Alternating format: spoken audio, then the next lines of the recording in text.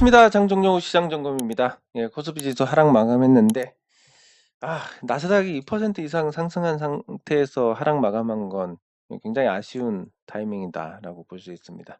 물론 이제 해석을 하자면 이게 공매도 금지로 인해서 안 오를 게 올랐고 거기에 다시 밸류를 맞춰가는 과정이다라고 보면 뭐 이상할 건 없지만, 그래도 오를 때 안 오르고 밀릴 때 내린다라는 건 참 아쉬운 부분이 아닐 수 없습니다. 내릴 땐 같이 내리고 오를 때는 안 오르고. 예, 그리고 이 시장이 이렇게 부진한 흐름이다. 이게 코스닥인데, 코스피로 가서 보면 시장이 이렇게 오를 타이밍에 오르지 못한다는 것은 굉장히 불행한 흐름을 초래를 합니다. 왜냐하면 이 대형주 같은 경우는 다양한 심리들이 있지만 요런 하락 후의 반등장에서의 심리는 대체로 이제 불안했던 종목들을 솎아내고 그 안전한 종목을 선호하게 되는 그런 현상이 있습니다. 이 주식 시장 내에 안전자산 선호 현상이라고 명명할 수 있는 그런 현상인데, 이렇게 되면 이제 실제로 지수는 10월 말이 저점이었지만 중소형주들은 11월 달에 저점이 나올 수가 있습니다. 왜냐하면 한번 혼쭐이 났기 때문에 이제 안전한 종목만 해야지, 모르는 종목 안 해야지, 이런 심리가 발동을 합니다. 이때 보통 중소형주에서는 좋은 매수 타이밍이 오는데, 뭐 예를 들면 풍강 같은 종목을 한번 보겠습니다. 이 풍강을 보면 지금 풍강의 시가총액이 359억입니다. 359억이다. 근데 올해 매출 거의 1000억까지 왔습니다. 매출이 매년 이렇게 늘고 있습니다. 굉장히 긍정적인 현상이고 실적도 준수하고 늘었고 배당도 200원 하고, 뭐 배당 200원이면 작지가 않습니다. 한 3,600원 기준으로 거의 5% 가까이 되는데, 이렇게 풍광이 이제 8월 결산이기 때문에 좀 특별합니다. 이거는 바꾸면 좋을 것 같은데, 어쨌든 이렇게 양호한 종목의 시가총액이 359억이다. 최대 주주가 30% 정도 갖고 있으니까 한 100억 정도 지분 가치가 되는데, 100억이면 서울에 그냥 큰 평수 아파트가 한 100억 정도 되니까, 강남에. 이게 과연 맞는 것이냐. 예, 그러면 주식시장이 왜 이렇게 이 기업의 가치를 반영을 하지 못하느냐라고 보면, 개인적으로는 이게 가장 큰 문제인 것 같습니다. 파두 같은 종목들. 파두를 보면 이런 종목이 상장했다는 자체가 제정신이 아닌 겁니다. 아니, 매출이 52억, 8억, 52억 하던 종목이고 손실을 이렇게 보고 마이너스 1600억짜리 회사를 상장을 시켜가지고 이게 말이 되는 건지 참 어이가 없는 일입니다. 그래서 이게 과연 상장 심사를 통과한 것 자체가 굉장히 의문스럽습니다. 예. 그래서 이게 지금 화두가 되고 있는 상태인데, 이름 자체도 뭐 파두 그러니까 뭔가 좀 별로고, 감도. 예, 그래서 이런 말도 안 되는 이 파두라는 회사의 적정 가치로 보면 상장해가지고 이 자금을 조달해서 그런 거지, 이 파두의 적정 가치로 보면 제가 봤을 때는 빵입니다. 빵. 예. 그리고 지금도 매출 3억입니다. 앞에는 1억도 안 됩니다. 이게 6개월, 6개월 동안 매출이 4억이 안 되는데, 뭐 아무 공장이나 가도 그 이상의 매출이 발생을 했을 겁니다. 그래서 이런 종목이 시가총액이 조 단위로 올라온다라는 거, 이게 우리 시장에서 가장 문제가 아닌가. 그렇기 때문에 적정한 평가를 받아야 되는 종목들은 돈이 많으니까 저평가를 받고, 이런 쓸데기 없는 쓰레기 같은 종목에만 자금이 모이니까 거품이 끼고, 네. 이게 가장 큰 문제가 아닌가 싶습니다. 그래서 참 이런 것만 보면 이게 분노를 할 만한 게, 개인 투자자들이 여기 기사도 나왔는데 분노를 할 만합니다. 이게 말도 안 되는 가치인 5,900만 원, 3억 매출인데 시가총액이 1조 원이다. 뭐 바이오주들도 이 정도까지는 아니었기 때문에 참 이런 거는 좀 없어져야 되는데 라는 생각을 해봅니다. 네, 그리고 댓글 확인하도록 하겠습니다. 제가 녹화를 하다가 잘못돼 가지고 그래서 다시 하게 됐는데 다 찍었습니다. 예, 감사합니다. 여기서 제가 뭐라고 말씀드렸냐면, 갈 종목은 가고, 그리고 적당히 올랐을 때 적당히 파는 거 줄 때 챙겨야 되고 맞습니다. 그리고 총선 전까지는 지금보다 나은 시기가 있을 것 같습니다. 그리고 제가 내일 이제 태백산맥님께서 소개해 주신 업체하고 미팅을 하게 되는데 좋은 성과를 기대를 하고 있습니다.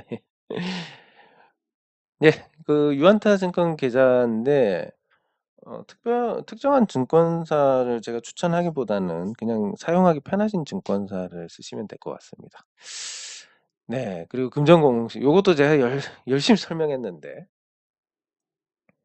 다시 설명드리겠습니다. 자, YM이고 오랜만에 말씀을 드리는데, 오랜만에 제가 YM을 말씀드리는 이유는 뭐 다른 게 아니라 이제 언급할 때가 됐으니까 말씀드렸듯이 언급하는 게 나쁠 것 같다라고 하면 언급을 안 하고 지금 시기에는 이제 한번 언급을 할 필요가 있겠다라는 생각인데, 여기 보시면 홈페이지에 보면 이제 YM 태국법인이 있습니다. 이 금전대차 관련입니다. 자율공시라서 공시를 안 해도 되지만 공시를 했고 40억 정도 대여를 했고, 이 중에서 이제 상환됐고 남은 게 이 정도다. 그런 내용이고, 그리고 이자는 리보 금리에서 2.46 가상금리가 붙어 있는 거라서 나쁘지 않다. 뭐 이런 정도로 볼 수 있는데, 그리고 이제 이거 얘기가 나온 김에 태국 법인에 대해서 한번 짚고 넘어가겠습니다. 태국 법인을 보면 주소대로 들어오면 있는데, 여기 옆에 보면 LG전자 타일랜드가 있습니다. LG전자가 있고, 여기 이제 태국 YM 태국 공장인데, 이 YM 태국 공장을 보면 이미 회사 이름도 다 이렇게 바꿔놨습니다. 이렇게 YM으로. 그래서 요 회사의 아니 이 태국 공장이 좀 발빠르게 돌아가고 있다. 생각보다 버려진 카드는 아닌 것 같다. 이렇게 볼 수 있는데, 제가 이제 20년 후에 우리 태양광 하는 폐 모듈을 수거를 하면 이제 동남아시아에 가서 태양광 사업을 할 겁니다. 왜냐면 이제 이 태국 같은 경우는 수력 발전소도 많고 전기요금이 250원 정도 하는데 누진세가 없는 것 같습니다. 제가 뭐 정확하게는 모르겠는데, 그래서 전기에 대한 부담이 적긴 하지만 여기 같은 경우는 일조량이 좋으니까 비도 스콜이 중간중간 씻어주고, 그래서 우기 때야 뭐 발전량이 재미가 없겠지만 폐모듈 갖고 가서 한 80에서 90% 정도 남습니다. 20년 지나도. 요런 사업을 해보면 괜찮지 않을까, 뭐 요런 생각을 해보는데, 어쨌든 이 태국의 이 공장 같은 경우는 전략적으로 과거에 태국이 이제 연간 150만 대 정도 자동차를 생산을 합니다. 일본 메이커들이. 그래서 YM이 여기 들어와서 일본 공장에 일본 업체들 이제 납품을 하기 위해서 들어왔다가 이 GM도 잘못되고 요것도 무산이 되면서 이게 뻥지게 됐습니다. 이 공장이. 그래서 지금은 이 활용도를 높이는 쪽으로 하고 있는데, 현대차 인도네시아 공장이 완공이 되고, 그리고 베트남 쪽에도 생산량이 늘어날 거고, 앞으로 동남아에서 현대차의 생산 능력이 늘어날 건데 거기에 대한 공급을 장기적으로 해 나갈 가능성이 높아지면서 이 공장이 이제 미운 오리 새끼에서 뭐 백조까지는 아니지만 예쁜 오리로 바뀌지 않을까 이렇게 보고 있습니다. 그래서 거기에 대한 금전대차니까 특별한 게 없고 자율공시기 때문에 공시를 안 해도 되는 걸 했기 때문에 뭐 이게 악재다 이렇게 생각을 하지 않으셔도 됩니다. 그리고 이제 제가 언급을 좀 자제를 했던 이유 중에 하나가 요 문제 때문인데, 어떤 문제냐면 잘못하면 이거 보이면 안 되는데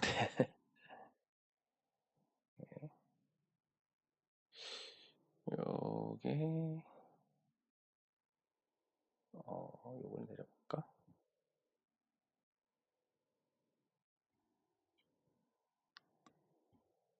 어, 예. 어쨌든 댓글 다 확인하고 예 감사합니다. 감사합니다. 감사합니다. 예 많은 분들이 하여튼 궁금증도 가졌을 수도 있고 아예 그냥 관심이 없으셨을 수도 있는데 예 그냥 말씀을 드리면 제가 아직도 이 YM 주식을 많이 갖고 있습니다. 요렇게. 그리고 이런 거를 이제 사실 부끄러워서 못 보여드리지만 손실이 큽니다. 예, 손실이 크지만 이 보유량 보시면 이쪽에 22만 주가 있고 그리고 제가 다른 계좌에 또 11만 주가 있습니다. 그래서 33만 주를 보유를 하고 있고 손실이 억대에 달하고 있습니다. 예, 그럼에도 불구하고 그런데 이제 제가 언급을 하지 않은 이유가 이걸로 조금 설명이 될 것 같은데 아무래도 뭐 제가 갖고 있다 보니까 사실 엄청 예민해집니다. 제가 갖고 있는데 뭐 이게 뭐 문제가 있나요 없나요 오를까요 내릴까요 이런 얘기 나오면 제가 예민해집니다.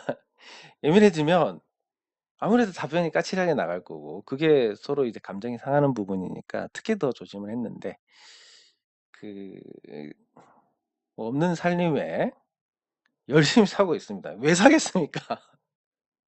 제가 이게 안 될 건데 사겠습니까? 되는데 사겠습니까? 언젠간 터질 것이다라고 예, 그렇게 보고 사고 있습니다. 그러면 제가 많이들 겪어보셨겠지만 한 거의 15년 이렇게 겪어보신 분도 계실 텐데 15년 동안 겪어보면서 제가 들은 얘기가 뭐냐면 제가 언급한 종목은 결국 가더라. 언제? 진짜 진짜 오래오래 있다가 예, 그런 얘기인데 어떤 건지 조금은 눈치를 채시지 않을까 생각을 해봅니다. 뭐 당연히 이제 회사가 좋아지니까 그리고 뭐 홈페이지에도 나와 있는데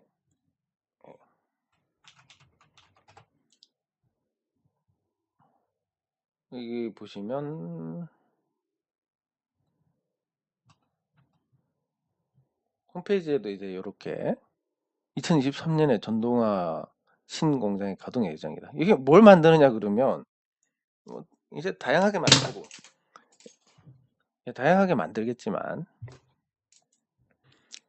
다양하게 만들겠지만 그, 뭐랄까 이 모터에 들어가는 이 축이 되는 로터 샤프트라고 하는 걸 이 냉연 단조로 찍어내는 게 주력이지 않을까 이렇게 추측을 하고 있습니다. 예, 그리고 이게 어디에 들어갈까라고 하면 모터에 들어가는데 어디에 들어갈까 그러면 예 어디에 들어가 좋은데 들어가지 않을까 뭐 이렇게 보고 있는데 물론 이제 아닐 수도 있습니다. 제 망상일 수도 있고 그래서 그걸 보고 이제 이 어려운 형편에서도 열심히 모아가고 있다라는 걸 말씀드리고 싶고 요거 말고 해서 총 33만 주를 보유를 하고 있습니다.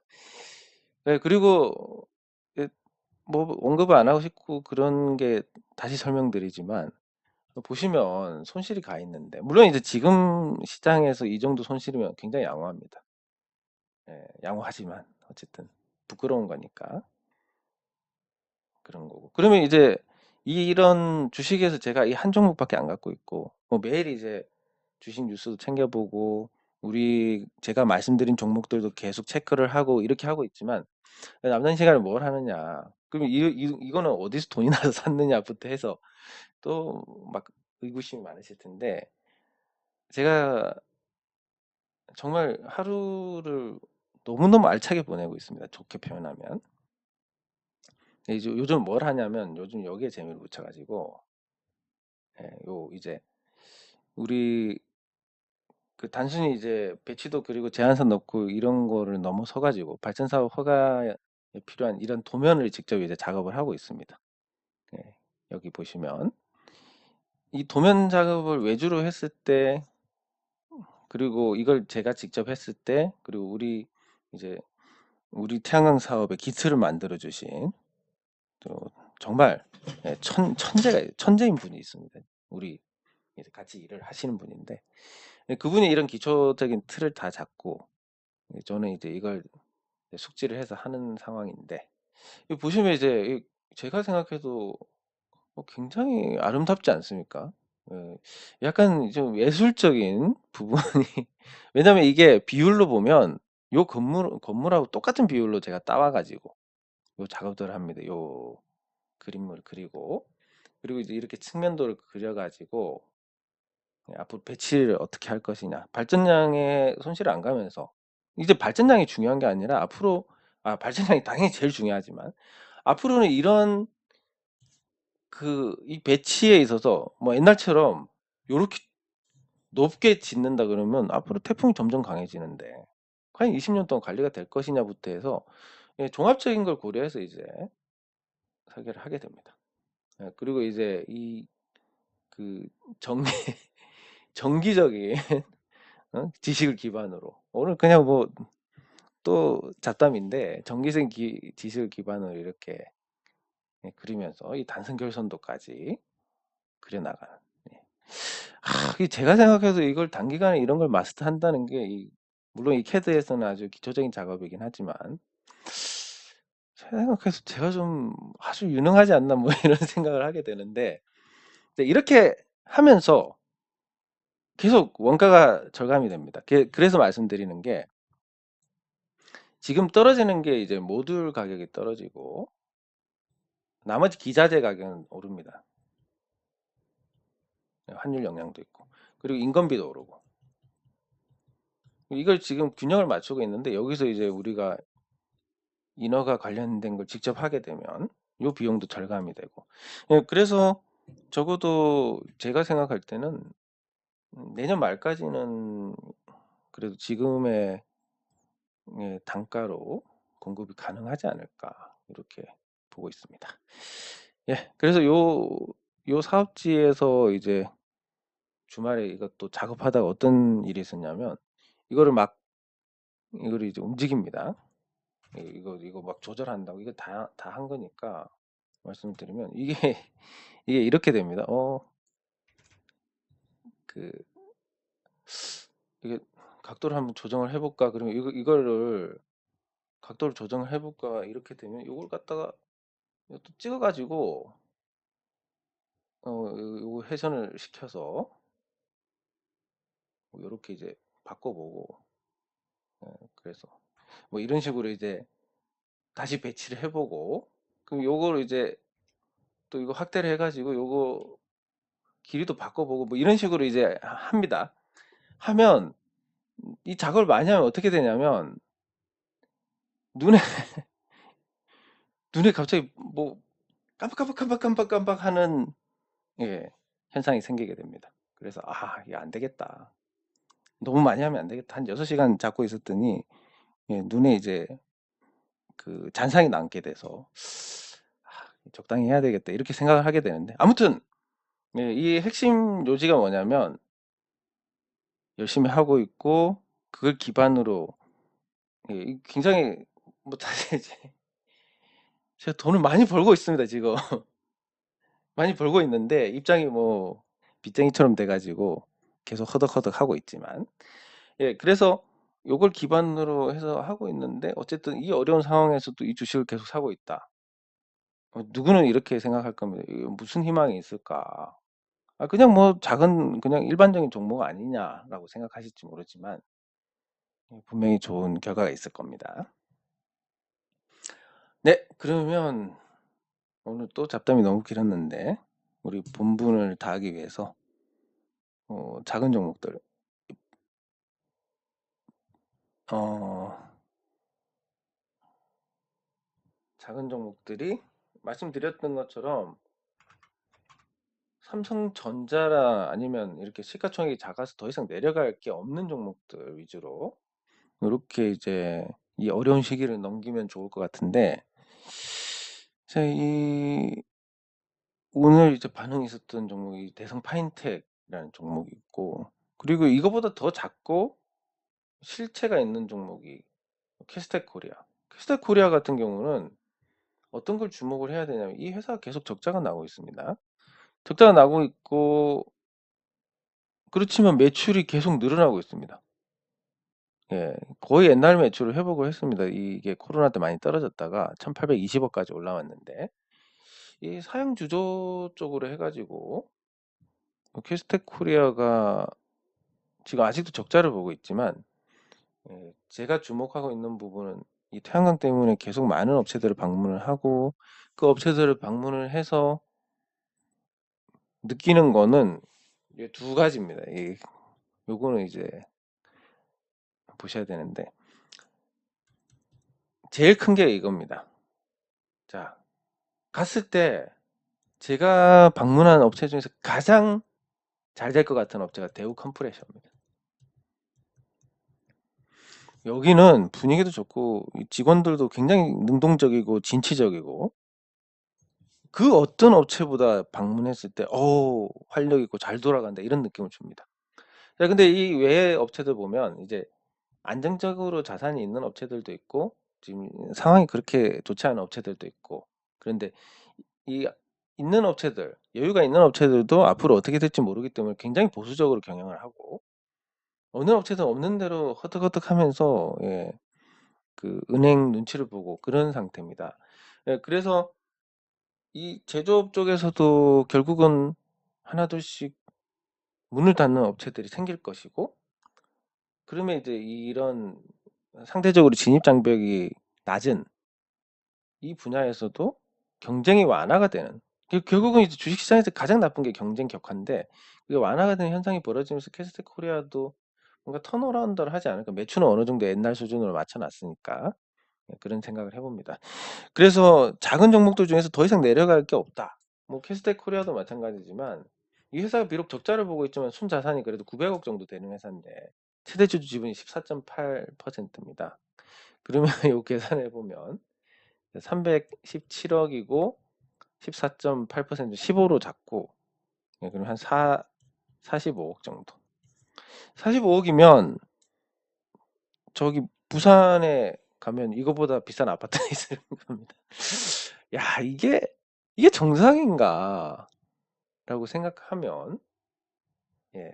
그러면 이제 앞으로 공장을 뭐 누가 할 거냐, 공장이 뭐 황금은 되느냐, 이런 관점에서 또 말씀하실 수가 있는데, 제가 이 태양광 투자를 위해서 공장이 나중에 잘못돼서 경매를 갔을 때 어떻게 해야 될 것인지에 대해서 이제 위험에 대한 한번 이 시뮬레이션을 돌려본 적이 있습니다. 근데 이걸 하면서 이제 통계를 내보니까 경매가가 60% 이상이면 공장을 사가지고 실패한 사례가 단 한 차례도 없더라.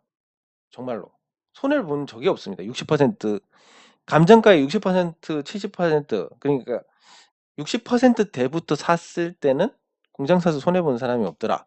근데 물론 앞으로는 어떻게 될지 모르지만 지금까지는 그래 왔다는 거고 그리고 대출이 주택담보대출 같은 경우는 원금하고 이자를 갚아야 되지만 공장 아직도 그냥 이자만 내고 있습니다.